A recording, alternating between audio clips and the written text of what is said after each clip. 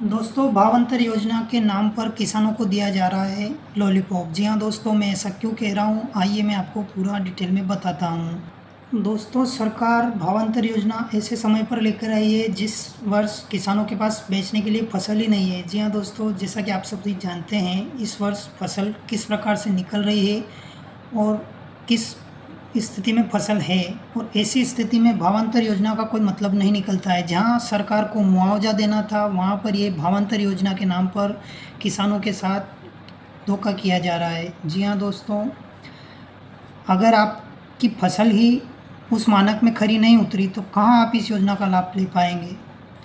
और जैसे तैसे अगर किसान ने पंजीयन करवा भी लिया तो क्या गारंटी है कि उसकी फसल इन मानकों में खरी उतरेगी, क्योंकि इस बार फसल की जो क्वालिटी है वो आप सभी के सामने है। फसल की स्थिति बहुत ही ख़राब है, और अगर सरकार मुआवजा देती है तो आगे इनको बीमा भी देना पड़ेगा। और इसी स्थिति को देखते हुए इन्होंने इस भावांतर योजना को लागू करने का निर्णय किया है। अब मुआवजे के नाम पे इन्होंने कागज़ लिए हैं, आगे फिर भावांतर योजना में पंजीयन के नाम पर अलग से कागज़ किसानों से इकट्ठा करेंगे। ऐसी स्थिति में किसान आने वाले समय की फसल की तैयारी करे या इन कागज़ों के पीछे भागता रहे। इस दौड़ भाग में पिछली बार भी आपने देखा होगा किसानों ने कि सोयाबीन के पंजीयन में कितने प्रतिशत किसानों का पंजीयन हुआ था। बहुत ही ना के बराबर पंजीयन हमें देखने को मिले थे। यही स्थिति इस बार भी बनने वाली है, और सिर्फ ये योजना धन्ना सेठों के लिए कारगर सिद्ध होगी और किसानों को इसमें कुछ नहीं मिलने वाला। दूसरा दोस्तों, सरकार इस योजना को पिछले साल क्यों नहीं लेकर आई। पिछले साल भी एमएसपी से नीचे ही सोयाबीन हालांकि 2 या 3 साल से इसी रेट पर बिक रही है, 3000 और 4000 के बीच में।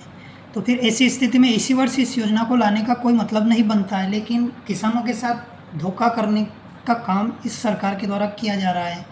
और इस योजना को लागू करने के साथ इस बात की क्या गारंटी है कि हर किसान का पंजीयन इस योजना में हो जाएगा, जैसा कि पिछली बार हुआ था। सरकार अगर चाहती है कि सभी किसानों का पंजीयन हो तो पूरा रिकॉर्ड उनके पास है, सभी किसानों का कितनी हेक्टेयर भूमि पर किस किसान की कितनी सोयाबीन है, सभी रिकॉर्ड आपके अधिकारियों के द्वारा ही गिरदावरी की गई है। तो क्यों न बिना कागज़ के सीधा पंजीयन किया जाए। कौन कौन इस बात से सहमत है, कमेंट ज़रूर करें, और इस वीडियो को ज़्यादा से ज़्यादा शेयर करें ताकि किसानों के साथ छलावा ना हो।